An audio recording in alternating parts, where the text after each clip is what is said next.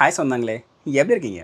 So கொஞ்ச நேரத்துக்கு முன்னாடி ஜாப்ஸ் ரிப்போர்ட் வந்து ரிலீஸ் ஆயிருக்கு. அதாவது போன மாதம் மே 2026 அமெரிக்கா வந்து 172,000 ஜாப்ஸ் வந்து எக்கானமியில் ஆட் பண்ணியிருக்காங்க அப்படின்னு அந்த ரிப்போர்ட் வந்து சொல்லுது. அண்ட் கூடவே அன்எம்ப்ளாய்மெண்ட் ரேட் வந்து சேம் அதே 4.3% மெயின்டைன் ஆகுது அப்படின்ற மாதிரி சொல்லியிருக்காங்க.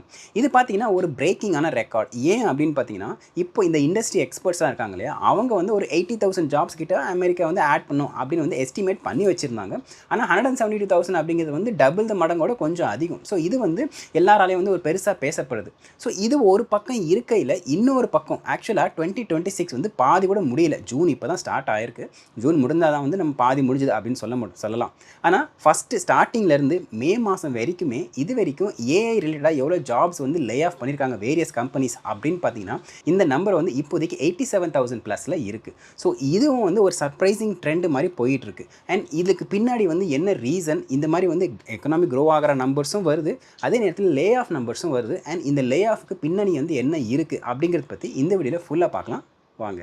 ஒரு பெர்ஸ்பெக்டிவ்க்கு சொல்லணும்னா, ஹோல் ஆஃப் 2025ல் 54,000 ப்ளஸ் அளவுக்கு ஜாப்ஸ் தான் வந்து லே ஆஃப் பண்ண போகிறோம் அப்படின்னு வேரியஸ் கம்பெனிஸ் வந்து அனௌன்ஸ் பண்ணியிருந்தாங்க. ஆனால் 2026 இன்னும் பாதி கூட முடியல. இப்போவே அந்த நம்பர் பார்த்தீங்கன்னா 87,000 ப்ளஸில் இருக்குது. ஆக்சுவலாக நீங்கள் மே மாதம் மட்டும் எடுத்துக்கிட்டிங்கன்னு வச்சுக்கோங்களேன், மே 2026 மட்டும் 35,000 ப்ளஸ் ஜாப்ஸ் வந்து ஏஐ ரிலேட்டடாக காரணம் காமிச்சு அவங்க வந்து நாங்கள் லே ஆஃப் பண்ணுறோம் அப்படின்னு வேரியஸ் கம்பெனிஸ் வந்து சொல்லியிருக்காங்க. இது 2023ல் இந்த மாதிரி ஏஐ ரிலேட்டடாக எவ்வளோ ஜாப் வந்து லூஸ் ஆகுது அப்படின்னு சொல்லிட்டு ஒரு புள்ளி விவரம் வந்து ட்ராக் பண்ண ஆரம்பிச்சிருக்காங்க. அந்த ட்ராக்கிங் பண்ண ஆரம்பித்ததுலேருந்து போன மே மாதம் தான் இது வரைக்கும் இவ்வளோ அதிகப்படியான நம்பர் இருக்குது அப்படின்னு அவங்க ரிப்போர்ட் பண்ணுறாங்க. ஸோ இதை பார்க்கும்போது இந்த ப்ராப்ளம் எந்த அளவுக்கு இருக்குது அப்படின்னு நம்மளால் புரிஞ்சுக்க முடியுது. அது மட்டும் இல்லை, 3rd month in a row இந்த ஜாப் லே ஆஃப் நம்பர்ஸ் தான் இருக்கு இல்லையா, இதில் நம்பர் 1 ரீசனாக ஏஐ தான் வந்து கன்சிஸ்டண்ட்டாக இருக்குது அப்படின்னு அவங்க சொல்லியிருக்காங்க. இதெல்லாம் பார்த்தீங்கன்னா வந்து அனௌன்ஸ்டு கட்டு தான். ஏன்னா எப்பயுமே வந்து அனௌன்ஸ் பண்ணுற அந்த நம்பர்ஸும் ஆக்சுவலாக ரியல் நம்பர்ஸ் வந்து நிறையவே டிஃபர் ஆகும். அண்ட் ஒரு சிக்னிஃபிகண்ட் லெவலுக்கு மேலே போனால் மட்டும்தான் அது வந்து நியூஸ் மீடியாவில் ரிப்போர்ட் ஆகும், பெருசாக வந்து பேசப்படும். ஆனால் நீங்கள் சின்ன சின்ன கம்பெனிஸ்லாம் இருக்கும் இல்லையா, அவங்க வந்து 500 ஜாப்ஸ் இல்லை 800 ஜாப்ஸ் இல்லை 1000 ஜாப்ஸை கட் பண்ணாங்கன்னா அது வந்து பெருசாக வந்து பேசப்படாது. ஸோ அப்படிலாம் வச்சு பார்க்கும்போது இந்த நம்பர்ஸ் பார்த்தீங்கன்னா இன்னும் அதிகமாக இருக்கும் அப்படிங்கிறது என்னோட கருத்து. இந்த மாதிரி ஒரு கம்பெனி லே ஆஃப் பண்ணுறாங்க இல்லை அவங்க அனௌன்ஸ் பண்ணுறாங்கன்னு வச்சுக்கோங்களேன், அதுக்கு பின்னாடி வந்து ஒரு ரீசன் இருக்கும். இதுக்கு முன்னாடிலாம் பார்த்தீங்கன்னா பிஸ்னஸ் சரியாக போகலை, ப்ராஃபிட் எங்களுக்கு சரியாக இல்லை ஏதாவது எக்கனாமியில் வந்து ஒரு பெரிய கொலாப்ஸ் ஆகிடுச்சு, அதனால் எங்களால் வந்து சஸ்டெயின் பண்ண முடியல, இந்த மாதிரி ரீசன்ஸ் தான் வந்து இருக்கும். ஆனால் இப்போ பார்த்தீங்கன்னா இப்போ இந்த லே ஆஃப் பண்ணுற கம்பெனிஸ்க்கு எல்லாமே அவங்க எந்த ஒரு ரீசனும் எனக்கு தெரிஞ்சு வந்து இருக்கிற மாதிரி தெரியல. ஏன் அப்படின்னு பார்த்தீங்கன்னா, அவங்க எதுவுமே வந்து ஸ்ட்ரகிளிங் கம்பெனிஸே கிடையாது. சே ஃபார் எக்ஸாம்பிள் மெட்டா வந்து போன மாதம் அதாவது மே 2026ல் அவங்க 8,000 ப்ளஸ் ஜாப்ஸ் வந்து கட் பண்ண போகிறோம் அப்படிங்கிற மாதிரி அவங்க வந்து மென்ஷன் பண்ணியிருந்தாங்க. ஆனால் அவங்களோட ஃபர்ஸ்ட் குவார்ட்டர் ரெவன்யூ எவ்வளோ அப்படின்னு பார்த்தீங்கன்னா $56 பில்லியன். இது வந்து போன வருஷம் கம்பேர் பண்ணையில் 33% அளவுக்கு இன்க்ரீஸ். அண்ட் இதுவே அமேசான் எடுத்துக்கிட்டிங்கன்னா 2024 ஸ்டார்டிங்லேருந்து இது வரைக்கும் அவங்க tens of thousands of job வந்து அவங்க லே ஆஃப் பண்ணியிருக்காங்க. ஆனால் அவங்கள வந்து இன்க்ரீஸ்ட் ப்ராஃபிட் தான் கண்டினியூஸாக ரிப்போர்ட் பண்ணுறாங்க.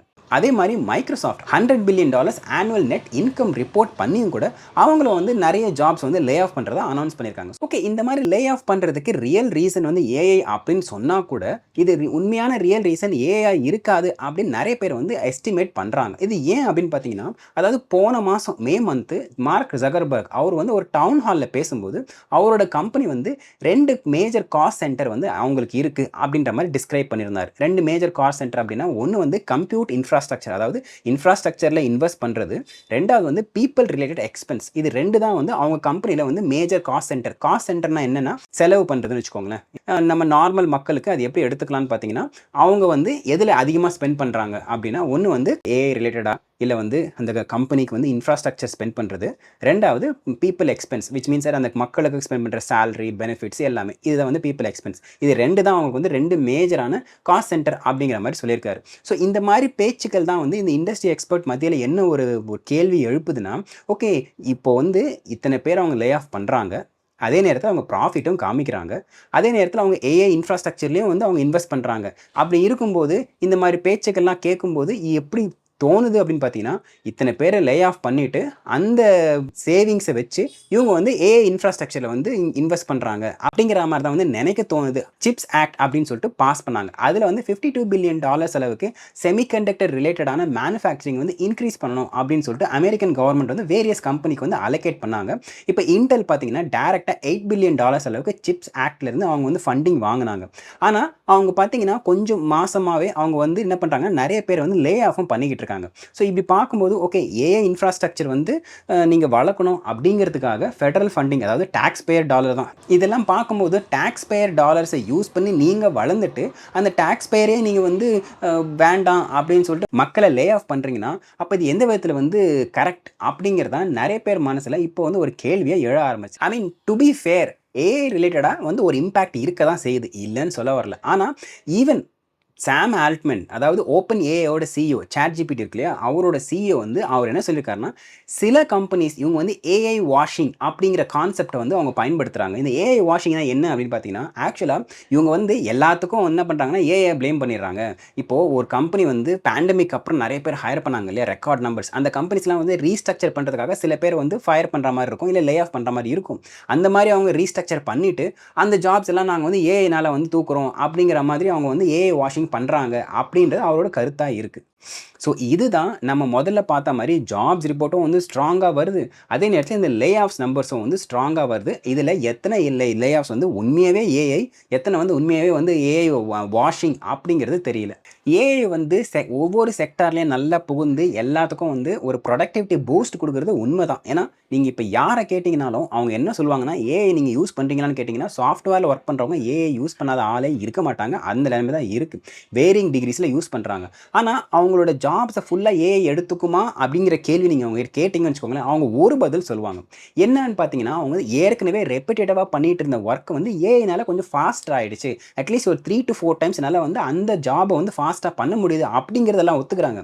ஆனால் அவங்க பண்ணுற அந்த கோர் ஒர்க் இருக்கு இல்லையா, அந்த கோர் ஒர்க்கை கம்ப்ளீட்டாக ஒரு ஏஐ மாடல் டேக் ஓவர் பண்ணிக்குமா அப்படின்னா அந்த கேள்வி வந்து இப்போதைக்கு நிறைய பேர், எனக்கு தெரிஞ்சு வந்து ஒரு 80 to 90% ஆஃப் த மக்கள் வந்து என் ஜாப்ஸில் ஒரு 25 to 30% இல்லை ரொம்ப வந்து ரொட்டீனான ஒர்க்காக இருந்துச்சுன்னா அவங்க 50% வரைக்கும் கூட வந்து ஏஐ பண்ணும், நானே ஏஐ யூஸ் பண்ணி தான் பண்ணுறேன் அப்படின்னு சொல்லுவாங்களே தவிர, மொத்தமாகவே வந்து ஏஐ டேக் ஓவர் பண்ணுற மாதிரி இருக்கான்னு கேட்டிங்கன்னா ஆக்சுவலாக இல்லை. ஆனால் அந்த மாதிரி கம்பெனிஸ் கூட என்ன பண்ணுறாங்கன்னா, நாங்கள் ஏஐ வச்சு நாங்கள் பெருசாக வந்து டெவலப் பண்ணிட்டோம், அதனால் நாங்கள் வந்து 8000 பேரை வந்து லே ஆஃப் பண்ணுறோம், 10,000 பேர் லே ஆஃப் பண்ணுறோம் அப்படிங்கிற மாதிரி அவங்க ஆயிரக்கணக்கான நம்பர்ஸ் வந்து அவங்க லே ஆஃப் பண்ணுறாங்க. இதெல்லாம் வந்து ஏஐ காரணமாக வச்சு அவங்க பண்ணுறாங்க அப்படிங்கிறதும் இப்போ வந்து பேசும் பொருளாக இருக்குது. இதில் வந்து ஏஐ பேட்னோ இல்லை வந்து இந்த கம்பெனிஸ் பேட்னோ அப்படின்னு சொல்ல வரல. இங்கே என்னென்னா, ஃபெடரல் ஃபண்டிங் அவங்க வாங்கி டாக்ஸ் பேயர் டாலரை யூஸ் பண்ணி அந்த கம்பெனிஸ் வளர்ந்து அது டாக்ஸ் பேயருக்கு நல்லது இல்லாமல் அந்த கம்பெனிஸ்க்கு அந்த இன்வெஸ்டருக்கும் நல்லதாக இருக்க மாதிரி பண்ணுறது எந்த விதத்தில் நியாயம் அப்படிங்கிறது மட்டும்தான் என்னோட ஒரு கேள்வி. இந்த ஏஐ காரணம் காமிச்சு அவங்க வந்து லே ஆஃப் பண்ண நம்பர்ஸ் இன்னும் வந்து 2026 பாதி கூட முடியல, இப்போவே வந்து இவ்வளோ இருக்குது. இன்னும் 2026 முடிஞ்சதுக்கப்புறம் இது எவ்வளோ இருக்கும் அப்படின்னு தெரியல. அண்ட் இந்த டாபிக் பற்றி வந்து நீங்கள் என்ன நினைக்கிறீங்க அப்படின்னு சொல்லிட்டு கமெண்ட் செக்ஷன் சொல்லுங்கள், தெரிஞ்சுக்கலாம். அண்ட் அது மட்டும் இல்லாமல் நான் சொன்ன இந்த பாயிண்ட்ஸை ஏதாவது உங்களுக்கு மாற்று கருத்து இருந்தாலோ இல்லை நீங்கள் வந்து இதை வேறு மாதிரி சொல்லியிருக்கலாம் அப்படின்னு உங்களுக்கு தோணுச்சாலோ அதையும் வந்து தாராளமாக கமெண்ட் செக்ஷன் சொல்லுங்கள், தெரிஞ்சுக்கலாம். அண்ட் இதே மாதிரி இன்னொரு வீடியோவில் உங்களுக்கு சந்திக்கிறேன். அது வரைக்கும் thank you, tata, take care, bye bye. And சொந்தம் தொடர சப்ஸ்கிரைப்.